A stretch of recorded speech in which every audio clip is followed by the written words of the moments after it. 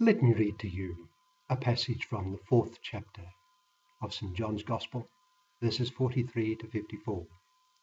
It's the Gospel for Monday of the 4th week in Lent.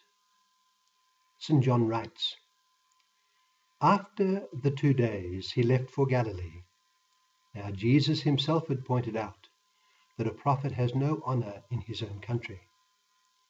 When he arrived in Galilee, the Galileans welcomed him.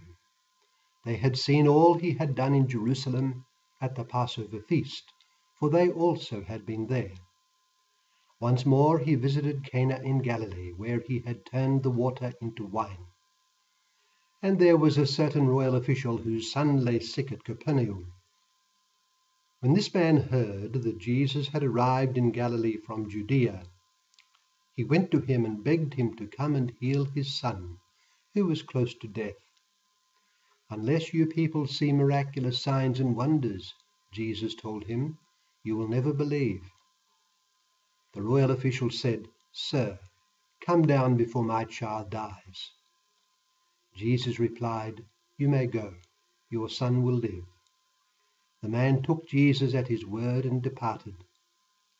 While he was still on the way, his servants met him with the news that his boy was living.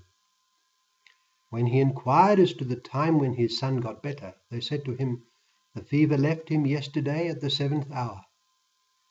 Then the father realized that this was the exact time at which Jesus had said to him, 'Your son will live.'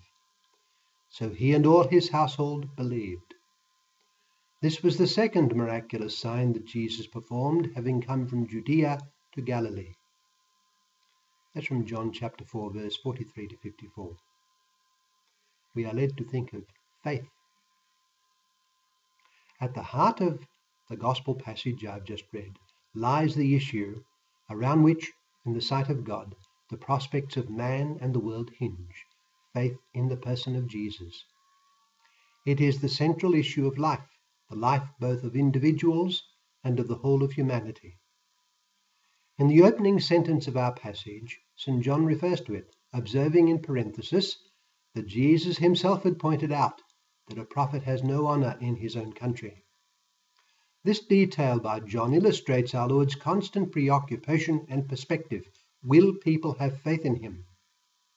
The tragedy of many in his own country was that this faith was not forthcoming.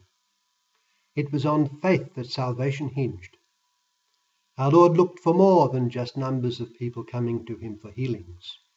This is illustrated in what our Lord said to the royal official who approached him with the request that he come and heal his son, who was close to death. "Unless you people see miraculous signs and wonders," Jesus told him, "you will never believe." Our Lord was looking for a faith in him that did not depend on their seeing signs and wonders. An obvious example of the faith he was looking for is shown in the instances given in the Gospels of the call of his first disciples. They did not see signs and wonders, rather they met and came to know the person of Jesus. In the same Gospel of St. John from which our passage today is drawn, we read in the 1st chapter how John the Baptist pointed Jesus out to 2 of his disciples. They left John and began to follow Jesus. Our Lord stopped, turned, and invited them to accompany him. They stayed with him the rest of that day, and they believed. The next day, Andrew went to his brother Simon and told him that they had found the Messiah. Our Lord called on Philip to follow him, and the same thing happened. Philip went to Nathanael and told him they had found the Messiah. There were as yet no signs and wonders. The first of our Lord's signs was worked after this at Cana. This is the faith our Lord is looking for, one that may be greatly helped by signs and wonders, but not dependent on them. As it turns out, the royal official who approached our Lord in our gospel passage today, from John chapter 4, verse 43 to 54, had true faith. To our Lord's challenge that he would not believe unless he saw signs and wonders, he simply responds, "Lord, answer my prayer. Come down before my child dies." Our Lord tells him to go home, for his child will live, and we read that he believed the word of Jesus and went. He did not see anything there and then to confirm our Lord's power, but he believed his mere word. He had faith in what our Lord said, and on his way home, news was brought to him that his son had recovered. The upshot was that he and his household believed. It is to be hoped that the man and his household persevered in their belief and became active members of the early church. But there is a further detail about this man and his family. Not only is he shown in our gospel passage as an example of true faith in Jesus, but he is a reminder that all, from any and all walks of life, are called to faith. The man was a royal official.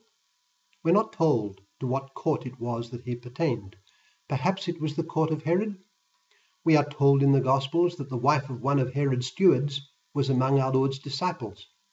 She assisted the apostolic band out of her means. Elsewhere in the Gospel we read of a centurion whose faith our Lord highly praised. He turned to the crowd and said that he had not seen its equal in all of Israel. Our Lord's disciples came from tax collectors and very ordinary folk, but also from court officials, the likes of Nicodemus, a Pharisee, and Joseph of Arimathea, a member of the Sanhedrin. The detail that our man in today's gospel was a royal official reminds us that all men are called to faith in Jesus. It also reminds us that the presence of believing Christians in all walks of life is as God means it to be. It means that the work of witnessing to Jesus is to be carried on at every level of society. The church, consisting as it does of Christ's faithful, is made present in all spheres of society by the presence of her members. Through their witness, Christ is made present there.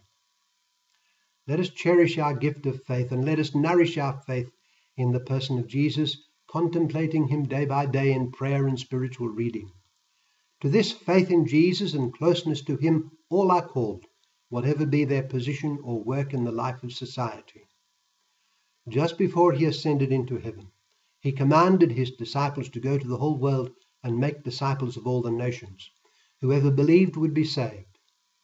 Faith in Jesus is the heart of life, and the mission of the church, and therefore of all of us, is to bring the Christian faith to every facet of society.